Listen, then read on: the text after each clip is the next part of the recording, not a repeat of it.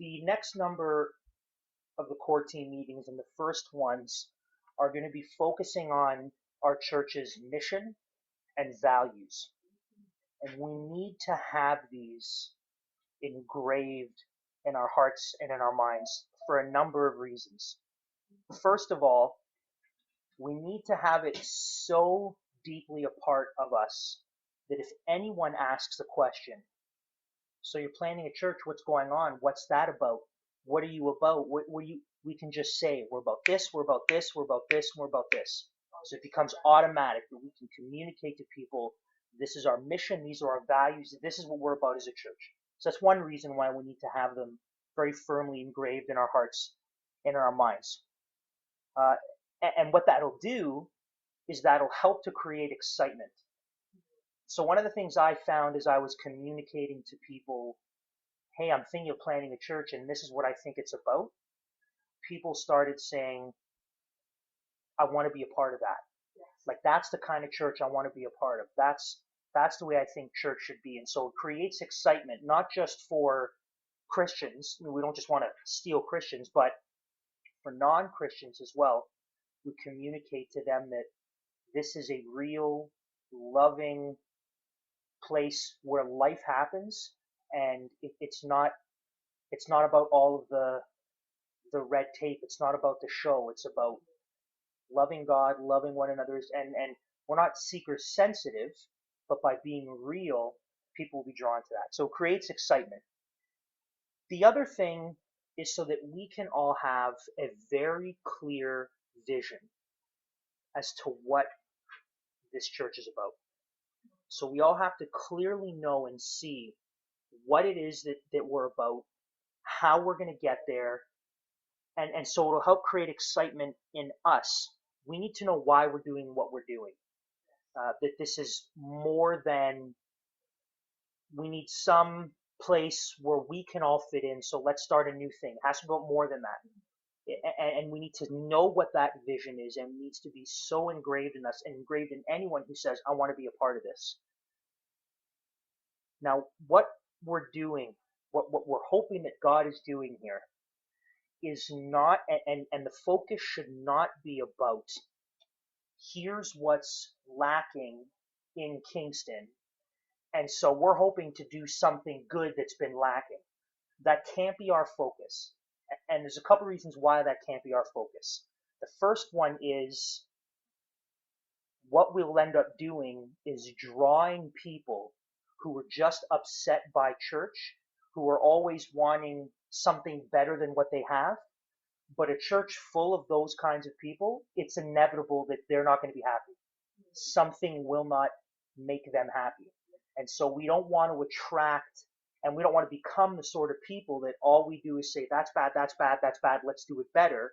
Because if we kind of settle in that attitude, then we're just going to be picking stuff and picking at stuff, and we don't want to do that. So that's one of the reasons why. The other reason is this. I'm convinced that God has given me and us and this church a unique calling and vision for Kingston, and we need to focus on that. We need to be clear in focusing, this is what we think God wants to do in us and through us and in the city. And we need to communicate that to people. We don't want people to buy in because they think, well, everywhere else is bad, so I might as well go there. We want people to buy in because they think, hey, that's exactly what's on my heart. That's the kind of church I want to be a part of. So we need to very clearly understand our vision for those two reasons. So we're not focusing on this is bad, but also so that we know and are aware of what God is uniquely wanting to do in us. And so that's going to be, for the first little bit, for the first couple months, especially over the summer, that's all we're going to be focusing on. We'll be focusing on our mission, our values, and what we think that God is uniquely doing in us and wants to do in us in this city. And what I think God wants for us is for me, for us, and others to share in that excitement, not just because it's a new thing, but share in the excitement and say, I think that's where God's leading me. I think he wants to use me in that context, and I think that's where he's bringing me to be involved in that kind of a church. So that's just a little bit of an intro to say that's what the next couple months are going to look like in our study as we'll be going through our core values. Now, our church is called Encounter Church, and there's a reason for it. The reason is not because I really like the name that I use for the Sunday night teachings, and I figured I would just use that. There's a reason why I chose that name for the Sunday night teachings, and there's a deeper meaning, a deeper reality that is going on in that word and using that phrase, and what I think that God would want our church to be and to be called. So what is that deeper reality that's captured in our name? It's this little phrase that I think God is put together, and it's this: engaging with the living God at all times and in all circumstances. And that's our mission. Our mission is that in us and in everyone in our church, that we would encounter God in every aspect of our lives. So whether we're at work, whether we're at home, whether we're at school, whether it's church stuff, whether we're with friends, whatever the setting is, in all of those settings, we can encounter God. God is not just segregated to Sunday morning. That in all aspects of our lives, there is always opportunity to engage with the living God. That's the first part. The second part is, and in all circumstances. All circumstances means when we succeed and when we fail. When there's cause for celebration and there's tragedy and cause for mourning. In all of these circumstances, God is a God who can be experienced. We can encounter him. We can engage with him because he's real. And God just doesn't want to have one part of us. There's a preacher I really like, and he says, God does not want to be at the top of your priority list. He wants to be at the center of your life. God is not just one thing amidst other things. I have work, I have God, I have family, that all of it, at all times, we're experiencing, we're engaging, we're encountering God. Not just on Sunday morning. And so our mission as a church is to help people, whether it's in our corporate gatherings, whether it's when we're off at work or at home or at school or with friends, is to be able to help others know who this God is so that they likewise can encounter and experience him in their lives at all times and in all circumstances. There's a passage that I believe speaks to this well and really helps give us a deeper understanding for what it means, what it looks like to experience the living God at all times and in all circumstances. It's Psalm 38. Psalm 34. We won't look at the whole psalm. We're just going to look at verses 8 to 9. This is what the psalmist writes. Psalm 34, verses 8 and 9. Oh, taste and see that the Lord is good. Blessed is the man who takes refuge in him. Oh, fear the Lord, you his saints, for those who fear him have no lack. This is an invitation from God to us. And it's an invitation that I believe God is saying that we need to extend to others as well. So God's saying to us, taste and see that I am good. And he's calling us to say to others, taste and see that the Lord is good. So there's a double invitation that's happening here. Why taste and see? Those are two of the five senses. Why not hear and see? Why not taste and touch? Why not smell and touch? Why specifically would he use taste and see that the Lord is good? I don't think that it's just because he picked two words. I think there's a richness of meaning in this idea of tasting and seeing. And so I want to flesh those out a little bit because that's going to help give us some deeper insight. Again, what it means to experience God at all times and in all circumstances. First of all, it's the sort of phraseology you would use for people who are hesitant. What do I mean by that? Think of kids. When you want your children to try some new food that they've never tried before and they look at it and they're like, I don't want anything to do with that. What do you say? No, taste it. It's good. Taste it. You'll like it. It's not bad for you and you'll enjoy it. Or we try to convince people, listen, can you just take a look at this? Just quickly look at it. I mean, I'm notorious for this with Catherine, where I'll set something or do something, especially recently as we've been changing and setting everything up. I'll periodically say, sweetie, can you come take a look at this? And my timing's not the greatest. But what it is, I want you to see this because I think you'll like it, and I want you to respond favorably to what I've done. So this taste and see, they're invitations that we get in real life to people who are hesitant. And this is in the text, this is the invitation from God to us. Our tendency is towards sin. Right? We're sinful by nature. And God is saying, try me. Like, look at me. I'm good. I'm better than what your heart naturally desires. Things that are not of me, I'm better than that for you, for your soul. And we are hesitant. The flesh in us doesn't naturally lean into God, and so we're hesitant because we prefer sin. And so God sees that hesitance in us and is saying, I know what you want, but see me, taste me. That's why he says in Malachi, test me. Test me. Gather your offerings into the storehouse. See if I won't pour out a blessing so great on you that you won't be able to contain it. There's this God saying, listen, give me a shot, try me. You won't be disappointed if you taste and look at me. Now, that doesn't end there. Again, likewise, that's an invitation that I believe God has called us to extend to others. So it's not just something we receive, oh, I'll taste and see that he's good. But he's called us likewise to say to others, I know your tendency. I know you're hesitant. But try and taste and see he's good. He's good. It's not bad.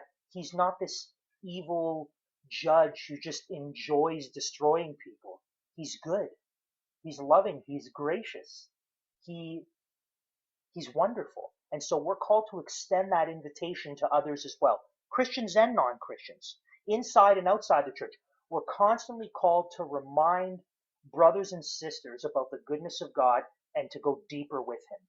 But that's why we do things like Bible studies, and that's why we have accountability and mentorship and fellowship, because what we're saying to people is, even though you're saved, there's still this tendency within you that leans towards sin.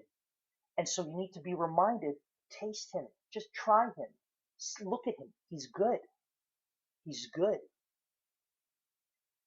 But we also extend that invitation to other people to say to them, you need to join the family of God. You need to believe. You need to follow. And when people notice this stuff, I mean, when I was at Sport Check, there was a guy who he knew that there was something different about my life, and he couldn't put his finger on it. He couldn't explain, Andrew, your marriage is good. You tend to be happy and joyful. Not that you're bulletproof, but it's like you have this meaning, this purpose. There's something in you that's different. And I remember he said, I don't even know why I get up in the morning. What is it? And so here he is. He's obviously longing for something. We've all been made for that worship, for that connection with God. We've been made with this longing.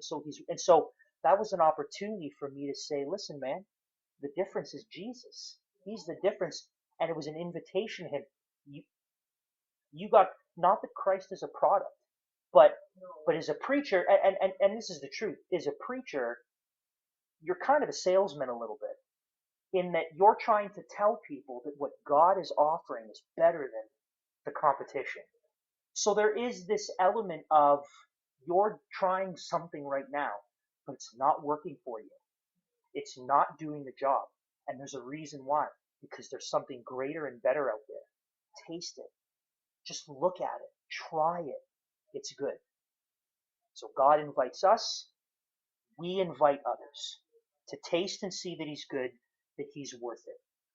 But there's even more to this tasting and seeing. I think there's even deeper principles and even deeper realities we can dig at this, the tasting and the seeing. There's something unique about food. There's, of all the senses, it's the one that has this incredible way of satisfying and sustaining and pleasing us. And it's the only sense that if we were not to fulfill, we die. Think about it. You can go blind, you'll live. You can go deaf, you'll live. You can have all the nerve endings in your hand be damaged, you'll live. You can have your nose damaged, you'll live. If you can't, if there's something about the eating and the bringing in of food into your body and the tasting it, you would die. There's something unique about tasting and eating and ingesting food and the invitation from God. Taste, try, ingest. And so I think that's where we're going.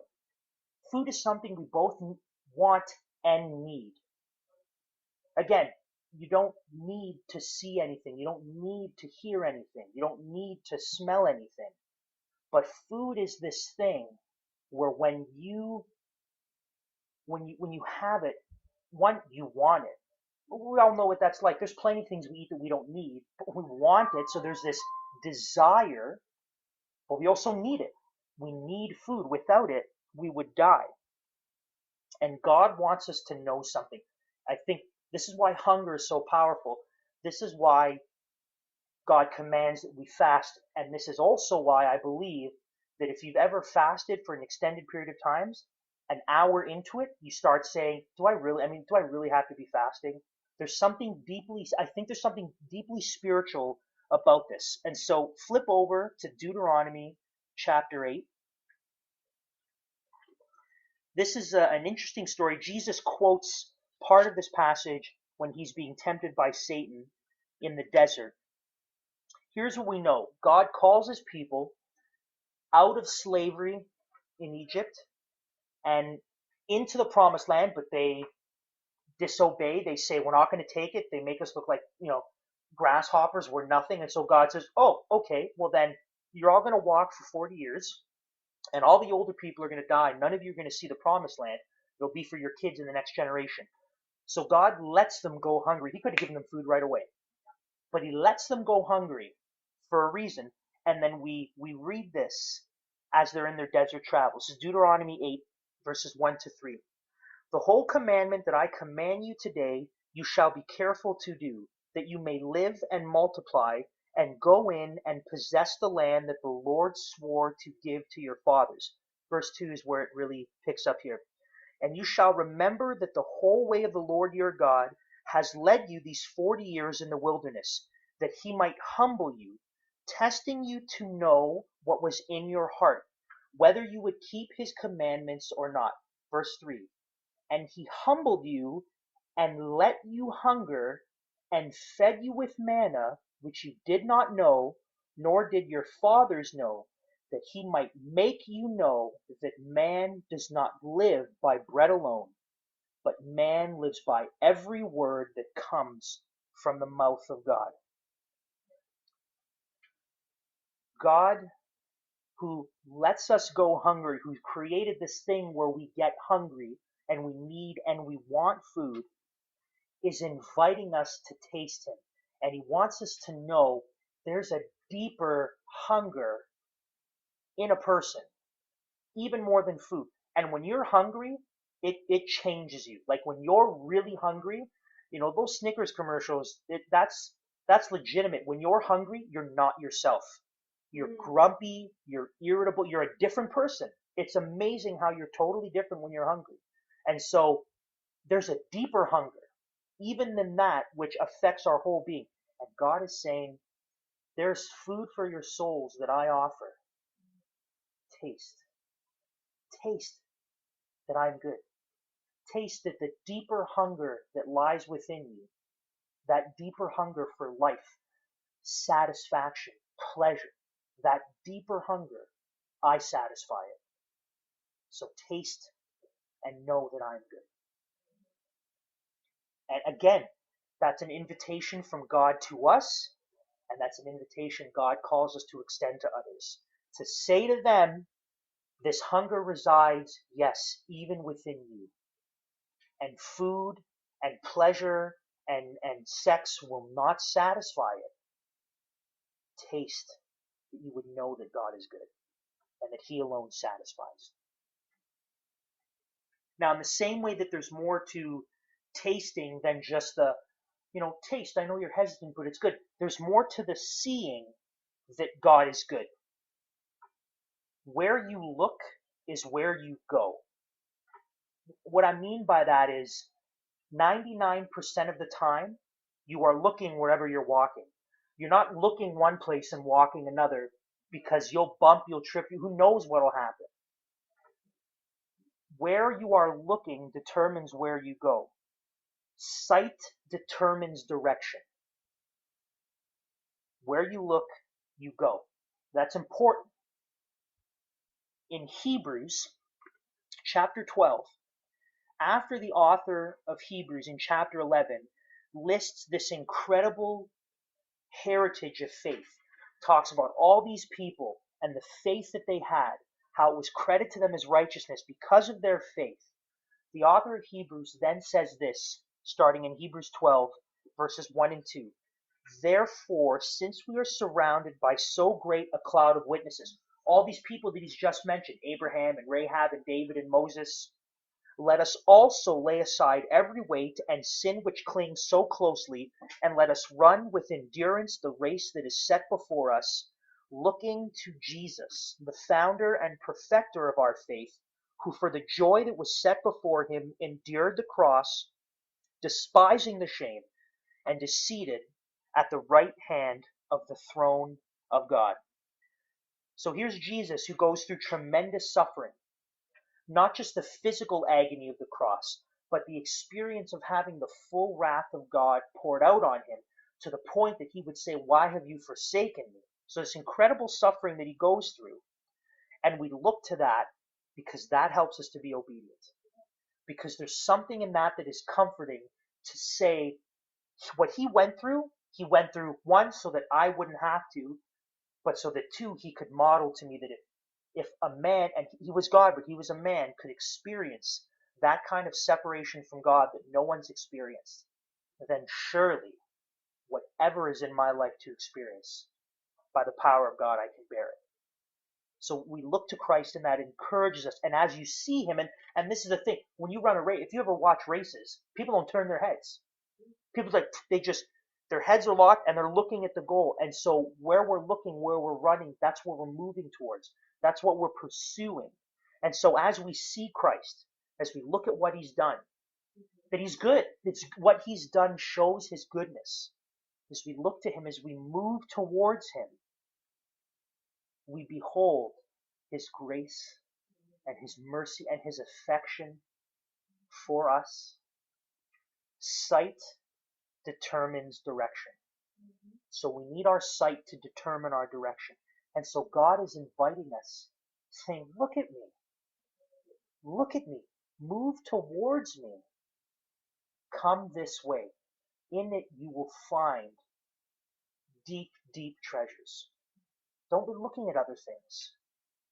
Right? Don't focus on this trouble, this problem, this conflict. Take your eyes off of that. He's not going to do. You need to look at him.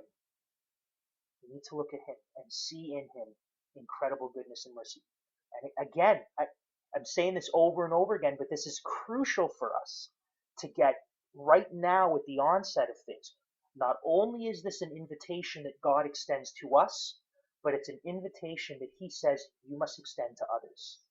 You must tell others who are looking every minute, like with Malachi, there are times I want him to look at me, and he won't. And I'm not saying don't go grab people's faces, but I need to grab his face and say, look at me, right?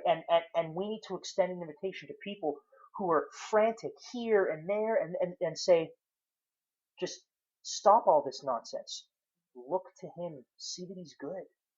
He's good.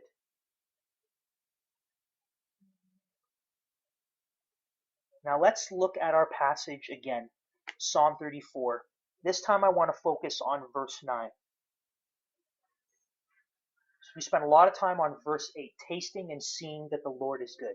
The invitation from God to us, and then the invitation we're called to extend to others. Verse 9. Oh, fear the Lord, you his saints, for those who fear him have no lack. What does it mean to fear God? There's a lot of different ideas about this. A lot of different people will tell you this is what it means to fear God. Some people will say fearing God means this deep sense of respect and reverence and awe. I think it's quite a bit stronger than just that. And the reason I think it's more than that is because when Isaiah beheld the glory of the Lord, he didn't even see God. All he saw was the train of his robe. He literally saw the tips of his garment in the temple, and that was enough for Isaiah to say, "Woe to me! Woe to me," which actually means, if you look at the Hebrew, what he's saying is, "I'm coming apart at the seams. I'm disintegrating." And when John beholds the glory of the Lord in his vision and revelation, he says, I fell down to my face as though dead. It's like I'm going to die. So it's much stronger than just saying respect and reverence. Now, having said that, I don't think that fearing the Lord is how we understand fear. As in, I am actually afraid, terrified of it, and here's why. You avoid what you're afraid of, because sometimes you might have an irrational fear, but there's a danger. Like I'm really scared of bees. Bees are not going to kill me, but if a bee stings me, it's going to hurt and be uncomfortable. There's no benefit to being stung by a bee. We avoid things that we're afraid of, and things that we're afraid of that we're actually terrified of. They're not the sort of things that then cause us to love and respect. Just imagine a very, very abusive dad who rules through fear. His kids don't love him. They don't take comfort in him. They don't enjoy him. They simply obey him because they don't want to get hit. So I think it's not over here just a respect and an awe, but I also think it's not over here this actually be terrified. So what do I think is a good biblical understanding of fear? And I want to use an illustration that's not my own.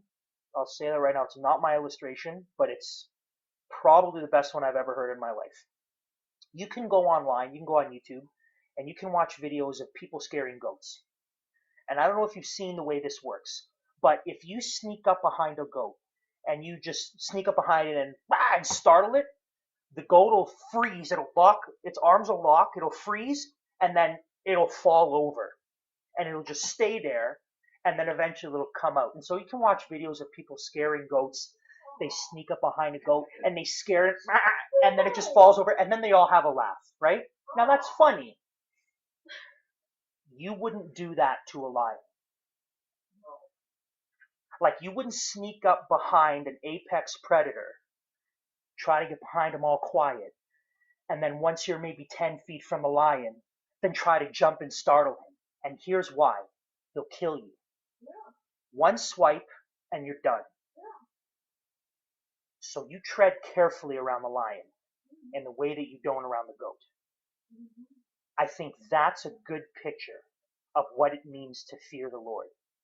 It means you tread carefully around him because you know that in his ability, he can take you out like that. Like, he is able to end your life in a moment.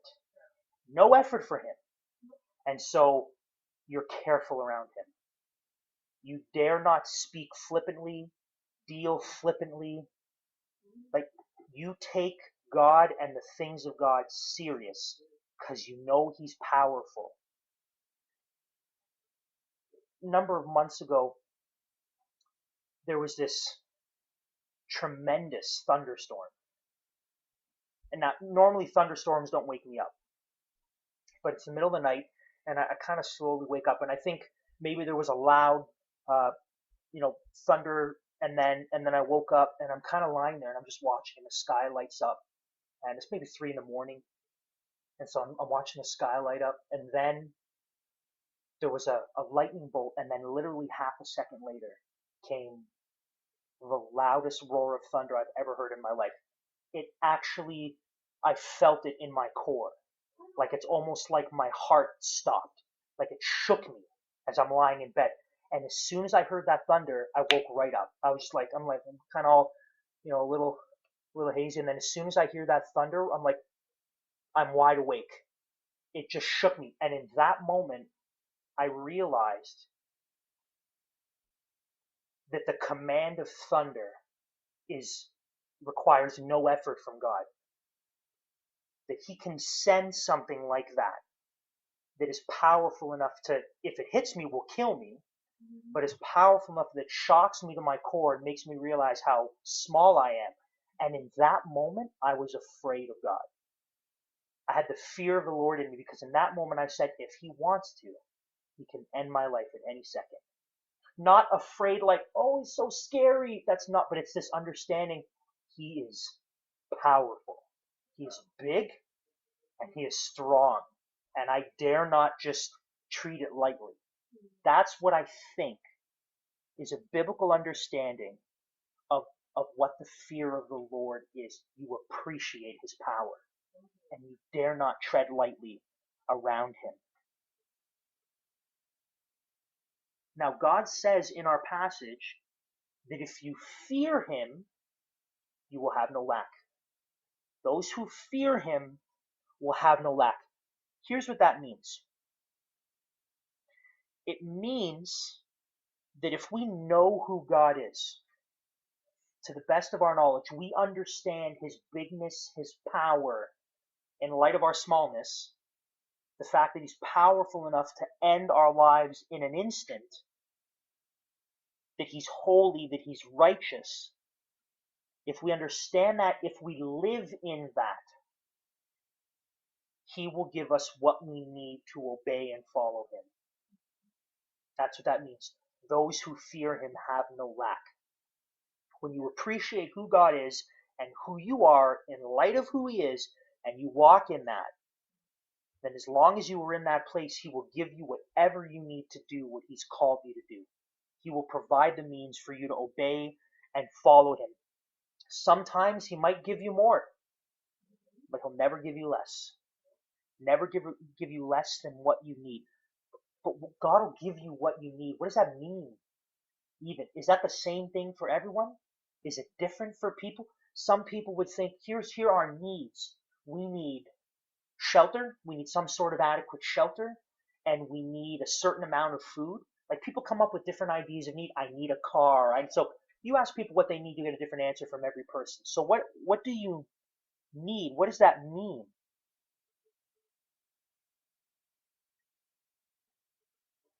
This isn't a cop-out, but this is the truth. The only one who knows what each person needs is God. I don't even know what I need. I don't know what I need. There are things I think of, like, obviously I need oxygen, right? But someone who has bigger lungs needs more oxygen than this guy, right? So I don't know the full extent of my needs, what I actually need to live and function. I don't know, and no one knows. Only God knows. So here's what I trust. I trust that he knows, and so long as I walk in obedience, he'll give me whatever I need to continue to be obedient. Because Stephen, who was stoned to death, obviously had different needs than someone else, right? Stephen didn't need, for example, protection. He didn't need to be protected from, he didn't need that because obviously God didn't give him that. Not everyone needs to own a house. Not everyone needs a car. right? So only God knows what we need. And here's what he promises. If you appreciate my bigness and my power, you walk in that, I will give you what I know and have determined you need to do what I've called you to do. And I'll make sure that you'll be able to do it. That's the promise of God. So I can be sure he'll give me what I need, whatever that is. Because I don't know. Because apparently, what I don't need is a lot of money. Right? I don't need that.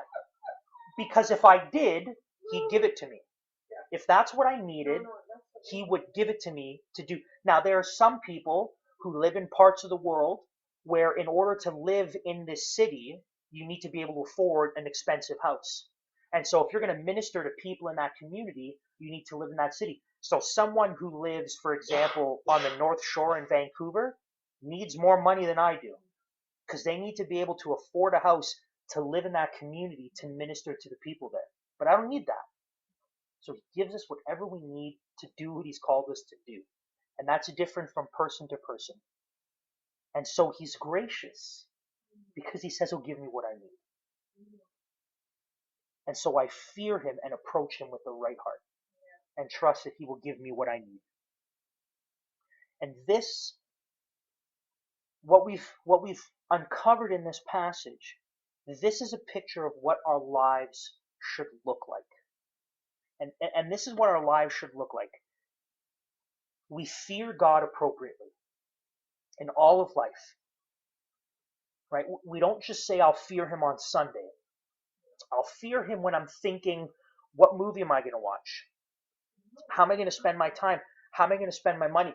How am I going to treat my wife? How am I going to treat my kids? How am I going to treat my friends? In all aspects of life, I fear him appropriately. And I know that at any moment, it is his prerogative to take my life. He can if he wants to. So I fear him appropriately.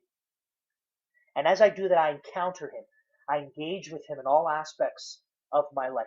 What does that mean? Well, it means that I accept the invitation from him to taste and see that he's good. To know that in all aspects of my life, at all times, the thing that satisfies me the most, that pleases me the most, and that is really what I desire most is him. And so I walk in that and I move in that direction. That's how I engage with God, when I understand that truth. And when I look at him, now obviously I can't look at him like he's here, but again, think of direction. I'm moving towards him. I'm thinking about who he is and what he's done. My eyes are fixed on him. You'll see that in the scriptures. So we engage with the living God at all times and in all circumstances as we taste that he's good, as we know that he satisfies, as we look at him and move towards him. And then if we do that, right, if we are obedient in looking towards him, moving towards him, tasting that he is good, knowing he fulfills our desires, knowing that he's what we've been made to want, and we appropriately fear him, we don't just tread lightly with that. We don't think of that as a small thing. As we move in that, then he says, I'll give you what you need to follow and obey me. You won't lack. You won't lack what you need to do what I've called you to do. This is what I believe is our mission as a church. I think this is what God has said. This is why you're here. You're here for yourselves to accept the invitation that he's offering us. But we're also here to say to others, you need to taste and see that he's good. You need to fear him. But if you walk in that, he'll give you whatever you need to do what he's called you to do. We're here to say to others, taste him. He's good. He satisfies. Look at him. There's grace and there's mercy and there's beauty. Fear him because he's big and you're not. And God will give you what you need to follow and obey him. That's our mission. As a church, I believe that's why God has called this thing about. He's inviting us. And we're called to invite others, again, to experience the living God at all times and in all circumstances.